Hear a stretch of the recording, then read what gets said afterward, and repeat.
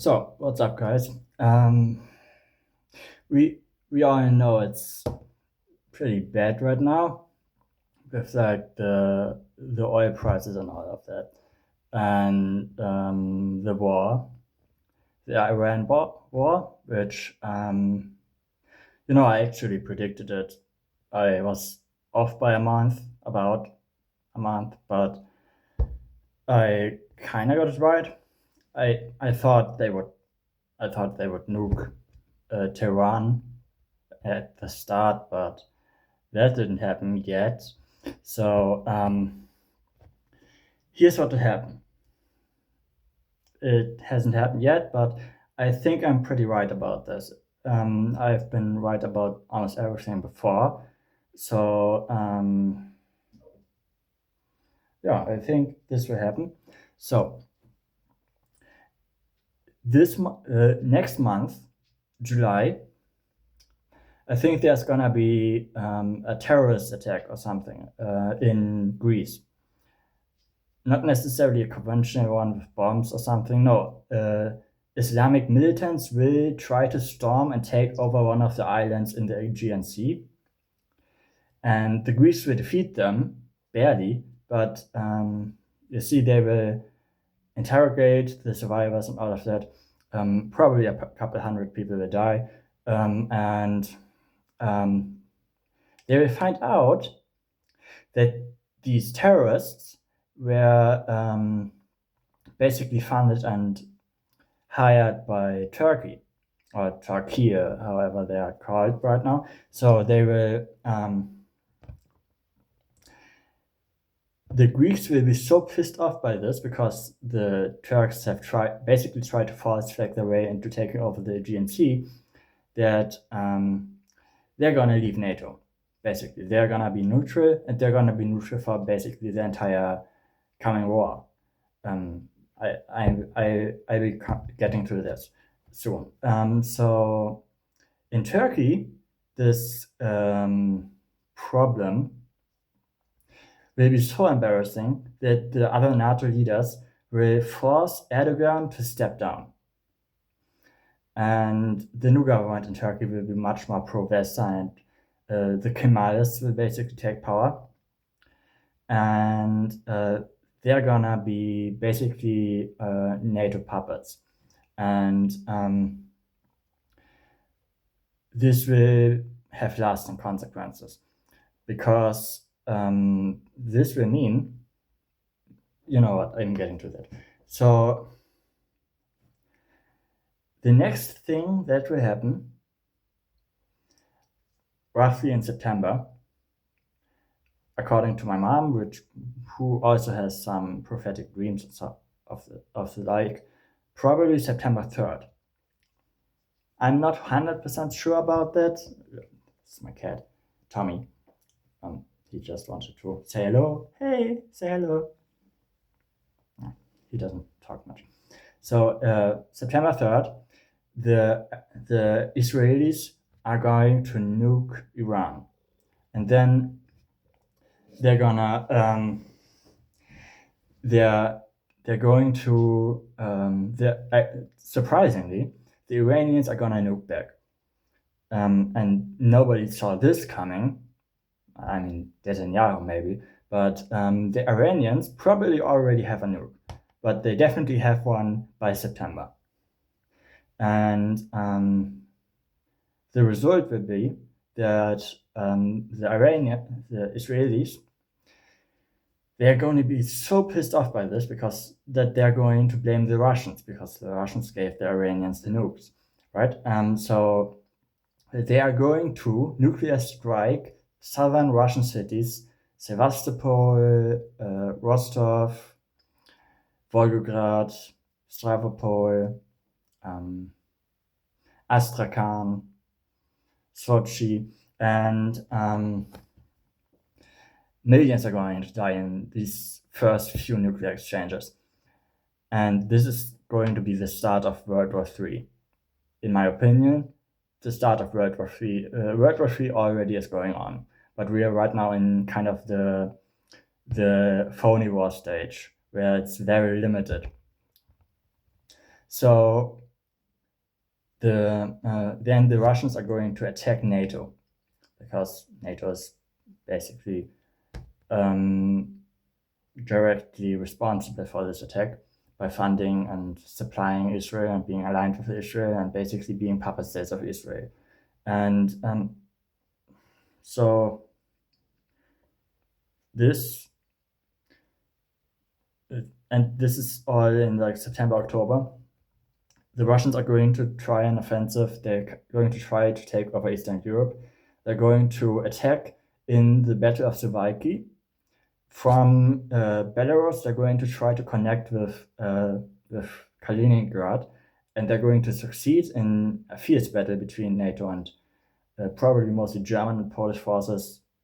The Baltics don't really have an army, and they're going to connect Kaliningrad to Belarus, and this way the Baltics are going to be cut off. Then they're going to attack the Baltics, and this attack alone will take months, basically. The NATO forces are gradually withdrawn in kind of like a Dunkirk situation, and then they're going to shift their offensive towards Poland and try to capture Warsaw, but they're going to have to go through Bialystok. They're going to probably do a naval landing in Danzig and to flank the Polish forces at the Vistula. And I think sometime around there, the Hungarians are going to switch sides, basically. They're going to first withdraw from the war and then allow the Russians to move into their territory. And by that time, I think the Russians are going to have captured Western Ukraine, not necessarily Kiev, but like Galicia and Volhynia. And then the issue is they won't be able to capture Warsaw.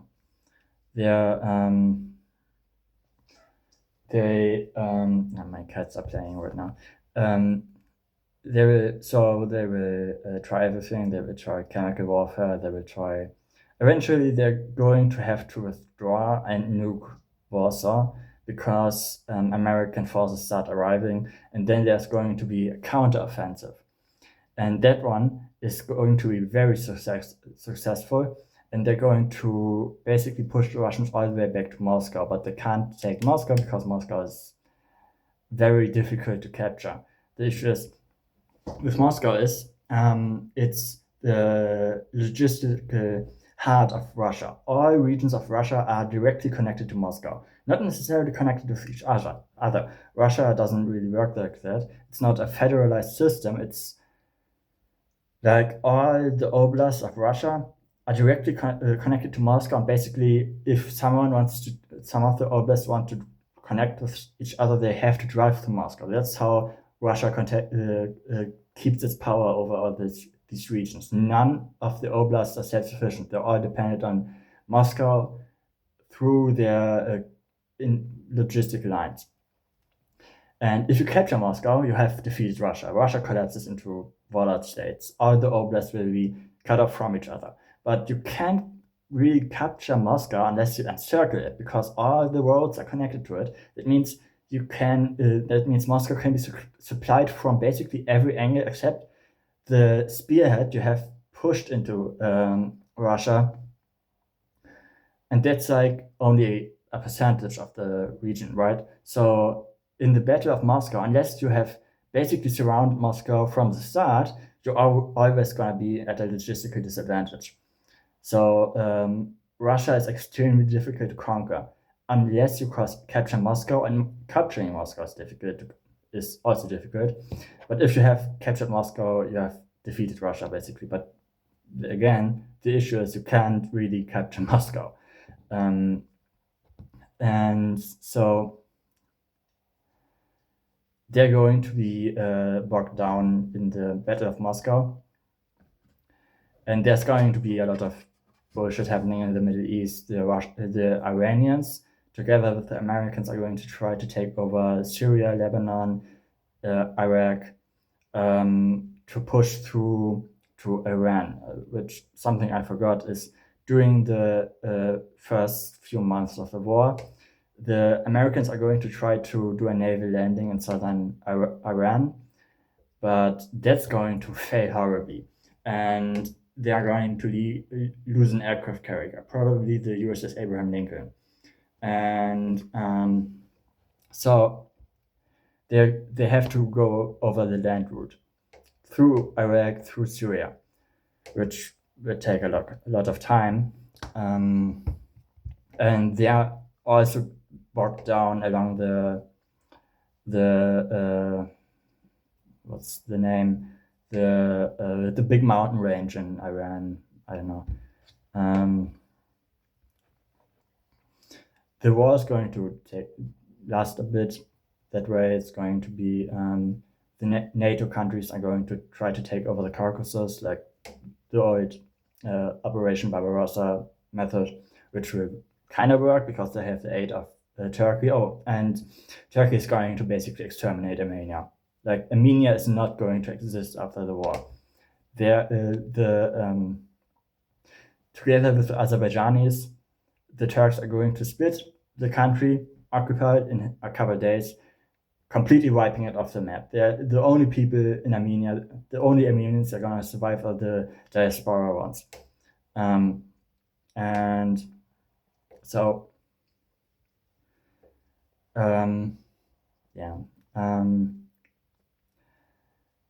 the Chinese are going to take over Taiwan during that time, and that's going to fuck with the superconductor supply, which will basically wreck the economy even further than the whole oil thing, because nobody can build advanced technology without Taiwan. And if Taiwan is taken over by China, then basically all the Western countries are cut off from it. So that's going to suck. So what happens next?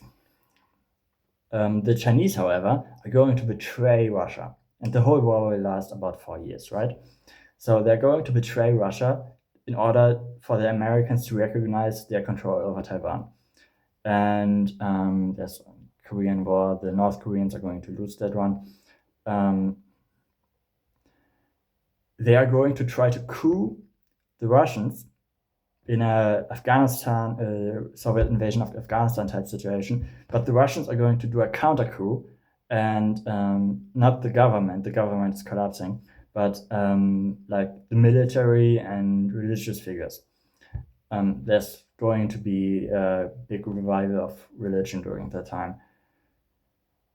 And then, the Russians are going to rebel against the Chinese. The Chinese are going to basically be cut off right in European Russia. There's going to be 5 million Chinese soldiers basically cut off from supplies. Oh, I forgot, nukes are flying everywhere, right? Millions of people are going to die with nuclear bombings in like Rammstein, Berlin, Hamburg, Dover, Paris, Brest, Rotterdam, Sevastopol, Königsberg, Smolensk, Pskov. All of these, basically millions of people are going to die because of that alone. And then during that time, the Indians are going to enter the war. They're going because the Russians and the Chinese are at war, and the Indians hate the Chinese, but they like the Russians. So they're going to side with the Russians against the Chinese. So there's the whole situation. Pakistan obviously is going to join the Chinese. And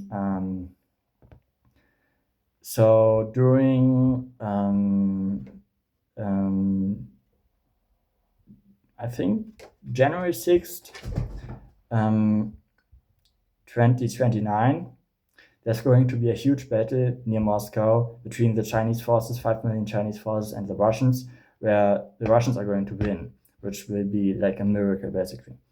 And the Chinese will have to leave the war because like they now have 5 million POWs and their whole army is fucked. They have pissed off their main ally and they're going to leave the war. Then the Russians are going to do a counteroffensive, because something that happened in Europe during that time, right at the time of the beginning of the NATO offensive, there's going to be a revolt in Eastern Germany. There's going to be because Eastern Germany is incredibly pro-Russian, and not just pro-Russian, but also pretty nationalistic, not necessarily conservative, but nationalistic in the sense of like European nationalism, which isn't necessarily the same as American conservatism. It's not it. There's strands of it which are fairly socially progressive actually, and that's the first step in the collapse and destruction of the German state. A couple months later, there's going to be an Islamist revolt in Western Germany. In Cologne, it will start, which will spread over to the Benelux states, the Low Countries, and and Eastern France. And then they're going to kill a lot of people. Bavaria and later all of South Germany will succeed and will become an independent state, which is neutral during the war. That's how they mostly survive. And basically, that's how Europe gets massively weakened during that time. Then in 2029, the Russians are going to attack London by using their nuclear torpedoes that they have, the Poseidon nuclear torpedoes. They're going to blow up the flooding walls, the flooding barriers at the Thames River. All of London is going to be underwater. The royal family is going to be pretty much dead, except for Prince William, who is, I think, not in England right now, and he's going to do his own thing. And then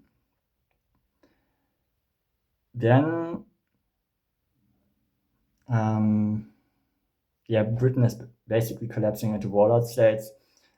There's going to be a lot of flooding, a lot of people drowning, and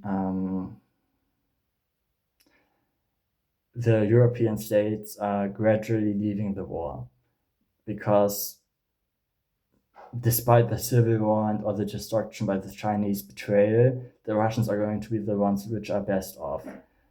The Poles are the only ones that the Americans aren't going to let go, because like Germany is fucked, France is fucked, England is fucked, but Poland is actually a pretty strong state and it doesn't have a civil war yet, right? So they're going to start run in trying to keep Poland in the war, because Poland on its own is pretty strong actually. It can hold off the Americans. So that's going to devastate Poland. And eventually the Americans are going to have to leave. The Poles are going to barely survive. And the Russians are going to sweep over the Caucasus Mountains and defeat the Middle Eastern states. Together with Iran, they're going to completely decimate Israel and the Americans in the Middle East. And then I think in January 2030, in the fourth year of the war, in the fourth year of the war, there's going to be a comet, which nobody has seen coming because everyone was distracted with the war. And this comet is gonna impact in the Caribbean, completely destroy the Caribbean, but it's going to also cause a massive cataclysm, which like a cascade of disasters. It's going to trigger the San Andreas fault in America. A lot of volcanoes are going to erupt. massive flooding, the entire southern states, the entire Mississippi Valley will be turned into a huge canyon or gulf, and millions are going to die. 2/3 of the Americans are probably going to die. America itself will collapse into warlord states. And this is basically the end of the Third World War.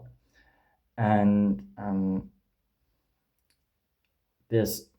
during that time, the East German revolutionaries that overthrew the German government are going to, together with the French, defeat the Islamists in Western Europe. And they're going to kill every brown person in Europe, basically. Which sounds harsh, but you have no idea what they're going to do. They already have done so many atrocities in Europe, and the people are already basically ready to massacre them all. But they only need basically a green light, an authority figure telling them they are allowed to do it. And this war is going to be that. And well, the comet obviously changes everything. There's going to be massive catastrophes everywhere. Massive amounts of ash and soot and dust are going to be thrown into the atmosphere, and there's going to be a year without a summer. Not quite a nuclear winter, but basically, like, imagine like fall season. It's always cloud cover. Sometimes it rains, but there's not enough sun. Things don't grow. It's very cold, not quite winter, but it's cold. And in this year, all crops everywhere are going to fail. Billions of people are going to die, mostly in Africa, because Africa is not food sufficient, self-sufficient in the slightest. They're basically, the entire continent is basically living on welfare provided by the Europeans, and the Europeans are obviously fucked, right? The Europeans are in a state of civil war, warlord states, famine, fallout, and overall, after this year, maybe 2/3 of the population of Earth is going to be dead. And yeah, then actually things are going to get better. I have a theory that sometime after that there's going to be an alien invasion, which would be obviously very convenient to attack during that time, because Earth is in a post-apocalyptic state right now, and everyone is basically trying to survive. Technology is thrown almost a century backwards. So this would be the perfect moment to attack. Yeah. But the aliens are going to be probably fairly benevolent. Probably more than the aliens that are ruling us right now, right? So stay optimistic, because if you survive the next 5 years, it's going to get better. If